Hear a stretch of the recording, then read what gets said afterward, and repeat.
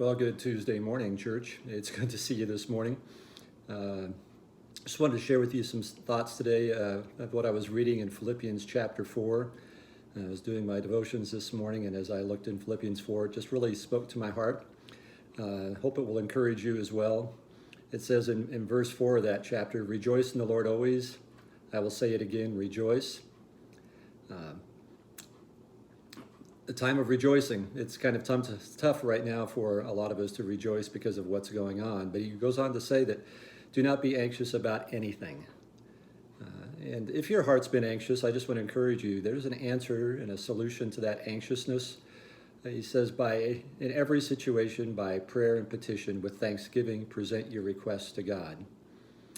And so, if you're anxious today, as I know a lot of people are, I would just encourage you, take some time to pray.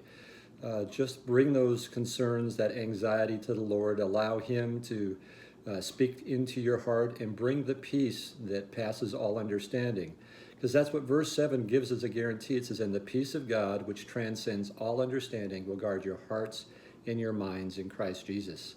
So if there's anxiety in your life right now, if you are worried and concerned, don't just dwell on it. Do something about it. Take it to God. Sit down with Him in prayer and just pour your heart out to Him. And let that peace that He promises when we do that begin to just fill you up. And if you're like me, one of the things that's really added to anxiety sometimes over the last several weeks is watching or too much news or reading too much information. And most of that information doesn't really encourage us. It just kind of discourages us or brings up more anxiety in us. And so there's even some more advice found in Philippians 4 that helped me this morning.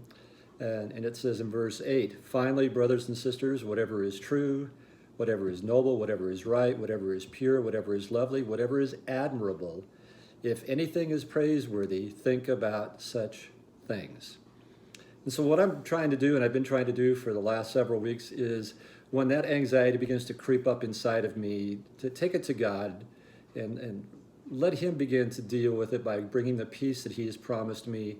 And instead of getting into that stinking thinking kind of mentality and allowing what we're hearing all the time and what the media is telling us all the time that isn't always very encouraging, to stop and just shut that off for a while. Stop looking at it, stop listening to it, and start thinking about whatever is true, which is our relationship with Christ, whatever is noble, whatever is right, whatever is pure, whatever is lovely, whatever is admirable.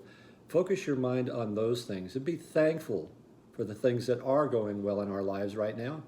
And remember that God is behind all of our comings and our goings, and that He works everything out for our good.